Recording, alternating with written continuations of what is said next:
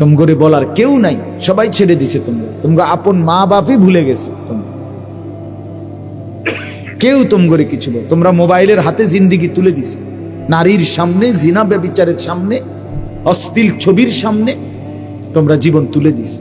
আর এখান থেকে ফিরে আসা বাপ কঠিন, খুব কঠিন। ইয়া লাইতানি কদ্দামতু লিহায়াতি। রব্বুল আলামিন বলেন, হাসরের ময়দানে প্রত্যেকটা নাফরমান আফসোস করবে, হায় যদি দুনিয়ার হায়াতে থাকতে আজকের আখিরাতের জন্য কিছু পাঠাইতাম। ইয়া লাইতানি কদ্দামতু লিহায়াতি, হায় যদি দুনিয়ার হায়াতে থাকতে আজকের জন্য কিছু পাঠাতাম। এরকম বলবে, ইয়া লাইতানি কুনতু মাআহুম ফাআফুযা ফাওজান আযীমা, হায় যদি আল্লাহর নেক বান্দাদের সঙ্গী হতাম, তাইলে আজকে আমিও তো সফল হয়ে যেতাম। এই যে আফসোস করে, এ হায় যদি আফসোস। ইয়া লাইতানি লাম উতা কিতাবিয়া, হায় যদি আমার আমলনামা আজকে আমার হাতে না দিত। ইয়া লাইতাহা কানাতিল কাদিয়া, হায় যদি হাসরের ময়দানে এই গুনার আমলনামা নেওয়ার আগেই মৃত্যু যদি আমাকে শেষ করে দিত। আফসোস করবে না, আফসোস। ইয়া লাইতানি ইত্তাখাযতু মা'আর রাসূল সাবিলা, হায় যদি আল্লাহর রাসূলের পথ ধরতাম। সব কোরআনের আয়াত। ইয়া লাইতানি লাম আত্তাখিজ ফুলানান খলিলা, হায় যদি অসৎ দুষ্ট মন্দ লোককে বন্ধু না বানাইতাম। সে তো আমাকে নামাজ ভুলায় দিছে, সে তো আমারে আখিরাত ভুলায় দিছে। লক্ষ লক্ষ যুবক যুবতী ছেলে মেয়ে বরবাদির মূল কারণ অসৎ বন্ধু, অসৎ সঙ্গ, সমবয়সী দুষ্ট কিছু অসভ্য জঙ্গলি এদের সাথে মিশে চলে 6 মাসের মধ্যেই ছেলেটা একটা ভালো ভদ্র সভ্য ফ্যামিলির ছেলে ছিল, হয়তো এখন কিছু অসৎ সঙ্গী পেয়ে 6 মাস পরে দেখা যায় মদ খায়, নেশা করে, গাঁজা খেলে, খায়, জুয়া খেলে, নারীর আড্ডায়, জিনা ব্যভিচারের আড্ডায় পড়ে আছে। জিন্দেগি শেষ, জীবন শেষ, আফসোস করে।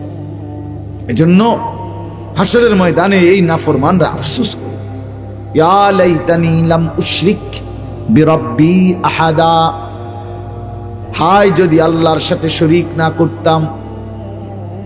ইয়া লাইতানা আতানাল্লাহ ওয়া আতানার রাসূলা, হায় যদি আল্লাহ এবং তার রাসূলের আনুগত্য করতাম।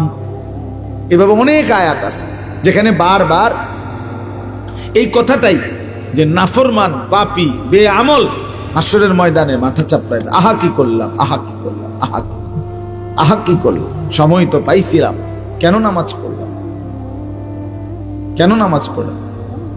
হাত্তা ইদা জাআ আহাদাহুমুল মাউতু ক্বালা রাব্বিরজিউন, আল্লাহ বলে প্রতিটা পাপী নাফরমান মৃত্যুর মুখোমুখি যখন মালাকুল মউত আজরাইল এসে দাঁড়াবে, প্রত্যেকটা নাফরমান আল্লাহকে বলবে রব্বিরজিউন, আল্লাহ কিছুটা সময়ের জন্য আবার দুনিয়ায় ফেরত দেন। লাআল্লি আমালু সালিহান ফীমা তারাকতু, যেই নেক আমলগুলো আল্লাহ ছুটে গেছে, এবার যদি একটু হায়াত ফেরত পাই সেই নেক আমলগুলো আবার করব। আল্লাহ বলবেন কাল্লা, না না, কখনোই না। ইন্নাহা কালিমাতুন হুয়া কাইলুহা, আল্লাহ বলবে না ফরমান, এটা তোর শুধুই কেবল কথার কথা, তুই মিথ্যাবাদী। ইতিপূর্বে দুনিয়ার হায়াতে বহু বিপদ মুসিবত, অ্যাক্সিডেন্ট, পেরেশানি, রোগ শোকে যখন পেরেশানির মধ্যে ছিলি বান্দা, আমি আল্লাহকে তখন বারবার ডেকেছিলি। যখন আমি বিপদ মুক্ত করে দিলাম, রোগ থেকে সুস্থ করে দিলাম, সাথে সাথে আমি আল্লাহকে ভুলে গিয়েছিলি। আমি জানি, আমি ওয়ারাইহিম বারযাখুন ইলা ইয়াউমি ইউবাসুন। আল্লাহ বলে অতএব নাফরমান আজকে আর পিছন দিকে দুনিয়ায় না, বরং সামনের দিকে হাসরের ময়দানে পৌঁছানো পর্যন্ত কবরের জিন্দেগিতেই পড়ে থাক। যা পড়ে থাক। হ্যাঁ, চিরবাস্তবতা মৃত্যু, যেটাকে অস্বীকার করার, না বুঝার, আড়াল করার কোনো সুযোগ নাই, কোনো সুযোগ নাই, কোনো সুযোগ নাই। আমি অনুরোধ করছি, কোনো সুযোগ নেই। আপনি যদি বুঝেন তাইলেও মরে যাবেন, আপনি যদি না বুঝেন তাইলেও মরে যাবেন।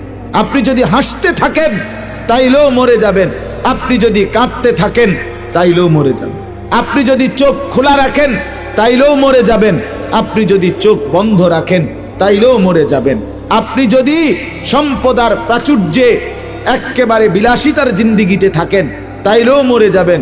আপনি যদি দুঃখ, অভাব আর দারিদ্রতা, দুর্ভিক্ষের মধ্যেও থাকেন তাইলেও মরে যাবেন। স্বীকার করলেও মৃত্যু, স্বীকার না করলেও মৃত্যু। নাকি কথা বলেন না কেন? যদি কেউ বলে আমি বুঝি নাই এই কারণে মৃত্যু তারে ছেড়ে দিবে, আমি খেয়াল করি নাই এই কারণে আজরাইল তাকে বাদ দিবে, না বাপ, না। আমি তো ওই গাড়ি চালাই, যে গাড়িতে ব্যবহার করি, প্রায় কোনো সময় যদি পুলিশ গাড়ি ধরে তো কোনো মামলার কথা কয়, আমি বলি স্যার আমি জানি না। তো না হুজুর আপনি জানেন না, এটা তো আমাদের বিষয়। কথা বুঝছেন না? এটা তো আমাদের বিষয় না, আপনি জানেন না কেন? এটা কার বিষয়? তাহলে মালাকুল মউত আজরাইল, মৃত্যু আমাদেরকে থামায় দিবে। আজকে সকালবেলা ভোর 6টায় ফজরের জামাতের ওয়াক্তে আমার আপন জ্যাঠা ইন্তেকাল করছে। আমার আপন জ্যাঠা ইন্তেকাল করছে। আমি যখন ফজরের নামাজের সালাম ফিরাইছি মসজিদ, তখনই শুনছি, এর একটু পরেই আমার কাছে খবর আসছে। আমি আমাদের গ্রামের বাড়ি লাকসাম নাঙ্গলকোট, সেখানে গেছি জোহরের নামাজের আগে 2:30টার দিকে। আমি জানাজা পড়াইছি জ্যাঠার, মাটি দিয়ে দোয়া করে তারপরে আসছি। তো আমি একটা কথা বলতে চাচ্ছিলাম, তখন জ্যাঠার লাশ অনেকক্ষণ দেখলাম আমাদের কবরস্থানে, জ্যাঠার লাশ কবর দেখলাম দাঁড়ায় দাঁড়ায়। তো আমার সাথে আমার ছোট ভাই, তারে বললাম মাসুদ, আমার ছোট ভাইয়ের, দেখ এই মাটি, একটু মাটি তার থেকে আমার জ্যাঠার শরীর বানানোর জন্য দিছিল, আজকে সেই মাটি, ওই মাটিটাকে ফেরত নিয়ে নিল। ফেরত নিয়ে নিল না? কথা বোঝেন? আল্লাহ তাআলা যেন বলছিল মাটিকে যে আমাকে একটু মাটি দাও, আমি আনিস নামে আমার এই বান্দাকে বানাবো। আল্লাহ তাআলা যেন বলছে ঠিক আছে মাওলা, নেন, আমার মাটি আবার আমাকে ফেরত দিয়ে।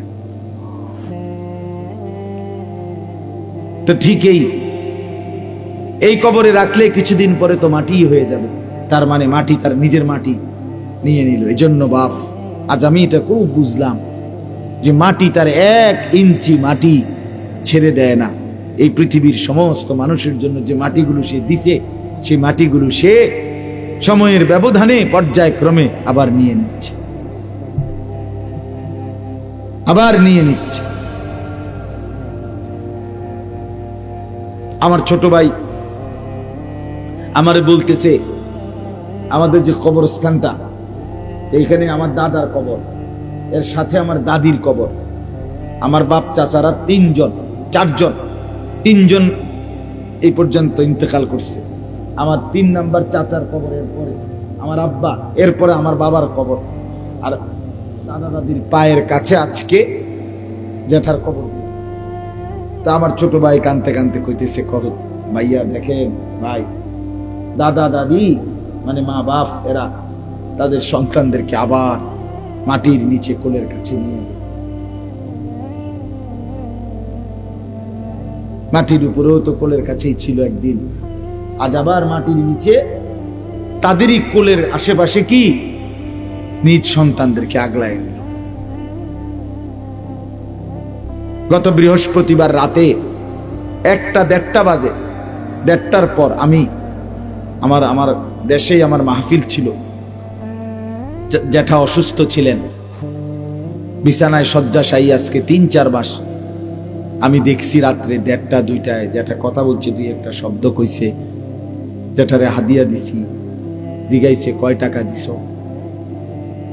কইছি, দোয়া করছে, আমি ফুঁটু দিছি, দোয়া করছি। আজকে গিয়ে দেখি তাকায় রইলাম, আমার সেই জলজ্জান্ত জ্যাঠা যে হাত নাড়তো, কথা বলতো, চোখ খুলতো, সে একদম স্তব্ধ হয়ে গেছে। কি আশ্চর্য বিষয়! আরে বাপ, যুবক ভাই, এটা বুঝতে শেখো দোস্ত। আমি দেরি করব না। রাত গভীরে এই ঠান্ডা কুয়াশার মধ্যে আমরা একটু ইনসাফের সাথে ভাবি, একেবারে জলজ্জান্ত একটা মানুষ যে হাসতো, কথা বলতো, চলতো, ফিরতো, কি ব্যস্ততা ছিল তার, কিছুটা ছুটি ছিল চার। সেই মানুষটা একদম স্তব্ধ হয়ে গেছে। এত মানুষ শোর হাঙ্গামা করতেছে, কিন্তু এই মানুষটা নড়েও না, মুখও খোলে না, চোখও মেলে না। এরই নাম মৃত্যু, এরই নাম মৌত। এই চির সত্য, চির বাস্তবতাকে যুবক ভাই, মুরব্বী বাবা, কেউ আড়াল করতে পারবে না। এটা দল না, এটা পার্টি না। আপনি এটা করেন, আমি আরেকটা করি। আপনি আমাকে, আমি আপনাকে পাশ কাইটা এড়াইয়া চলে গেলাম, এটা হতে পারে, কিন্তু মৃত্যুকে কথা বলেন। কুল ইন্নাল মাউতাল্লাযী তাফিররুনা মিনহু ফাইন্নাহু মুলাকীকুম। রব্বুল আলামিন বলে, বন্ধু আপনি বলে দেন, মৃত্যু থেকে বান্দা যেখানেই পলায়ন করো না কেন, মৃত্যু নিজেই তোমাদের সাথে এসে মোলাকাত করবে, সে নিজেই দেখা করবে। আইনামা তাকুনু ইউদরিকুমুল মাউতু ওয়ালাউ কুনতুম ফি বুরুজিম মুশাইয়াদা। রব্বুল আলামিন বলেন, বান্দা যেখানেই তুমি থাকো না কেন, এমন সুউচ্চ দালান, যেই দালানের ভেতরে ঢুকবার মতো একটা মশা মাছি কিংবা পিঁপড়ারও কোনো সুযোগ নাই, একদম নিশ্ছিদ্র সুউচ্চ দেওয়ালের ভিতরেও যদি আশ্রয় নাও, আল্লাহ বলেন মৃত্যু সেখানেই তোমার কাছে পৌঁছে যাবে। যাবে কিনা? মা তাসবিকু মিন উম্মাতিন আজালাহা ওয়া মা ইস্তাখিরুন। আল্লাহ বলেন কোন জাতি, কোন সম্প্রদায় তার মৃত্যুর সময় 1 মিনিট আগাইতেও পারবে না, পিছাইতেও পারবে না, কোনোভাবেই না। কত আয়াত যে আছে, কতভাবে যে আল্লাহ এটা বলছে, কতভাবে বলছে, এরে বান্দা থাকবি না, রে বান্দা থাকবি না। তোর বাপ ছিল না, তোর দাদা ছিল না, তোর বংশের কতজন ছিল না, তুইও থাকবি।